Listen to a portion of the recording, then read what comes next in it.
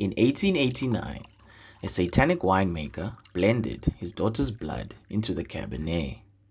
Taste it, and you'll join his cellar. A wine estate in Wellington was a place of beauty and tradition, its rolling vineyards and historic cellars drawing wine enthusiasts from across the country. But beneath its idyllic surface lay a dark secret, one that few dared to speak of. Deep within the estate's oldest cellar, rows of wine barrels stood in silent rows. Their wooden staves stained a deep, unnatural red.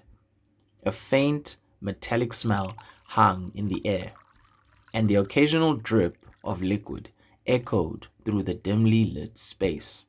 The barrels seemed to pulse faintly, as if alive, and the shadows cast by the flickering lanterns danced like restless spirits. The story of the Devil's Wine Cellar began in 1889, when a reclusive winemaker named Hendrik van der Merwe became obsessed with creating the perfect vintage. Rumors swirled that he had made a pact with the devil, trading his soul for the secret to an unparalleled Cabernet Sauvignon. But the truth was far more horrifying. Hendrik's daughter, Elsa, had gone missing one fateful night.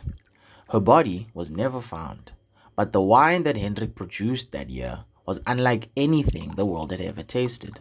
Rich, complex, and with a faint, coppery tang.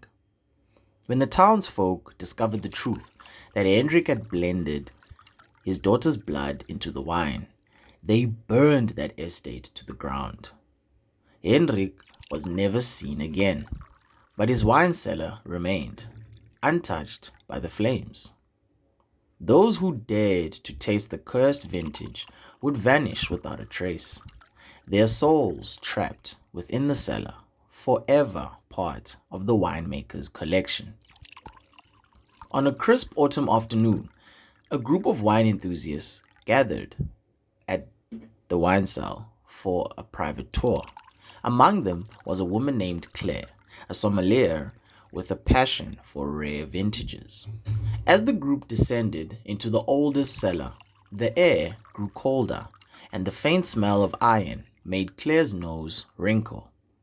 The tour guide, a nervous young man, stopped in front of a row of barrels marked with a single ominous symbol, a pentagram. "This is the Devil's Cellar," he said, his voice trembling. "Legend has it that Hendrik van der Merwe's final vintage is still there, waiting to be tasted. But I must warn you, some things are better left undisturbed." Claire, intrigued, stepped forward. "I'll try it," she said, ignoring the guide's protests. "It's just a story, right?"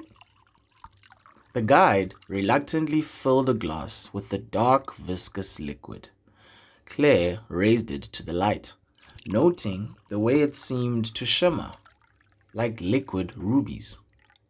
She then took a sip, and the wine coated her tongue with a rich, almost metallic flavor. For a moment, nothing happened. Then the glass slipped from her hand, shattering on the stone floor. Claire's reflection in the barrel's surface flickered and vanished. The tour group erupted into chaos, but Claire stood frozen, her eyes wide with terror. Shadows swirled around her, and the cellar seemed to stretch endlessly, the barrels multiplying into an infinite maze.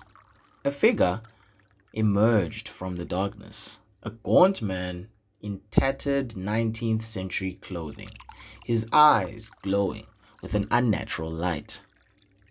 Hendrik van der Merwe raised a glass of wine, his lips curling into a sinister smile.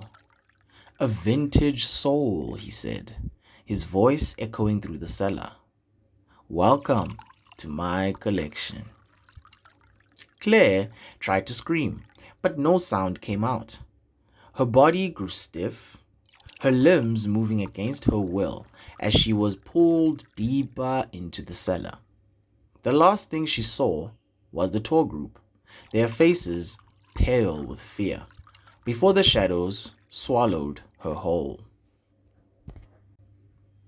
The tour guide and the group fled the cellar, their hearts pounding. When they returned with the estate manager, the barrels were gone, and the cellar was empty, except for a single glass of wine sitting on a wooden table. The liquid inside was a deep blood red, and the faint sound of laughter echoed through the air. To this day, the Devil's Wine Cellar remains a mystery. Some say it only appears to those who seek it, while others claim it exists in another realm, accessible only through the cursed vintage.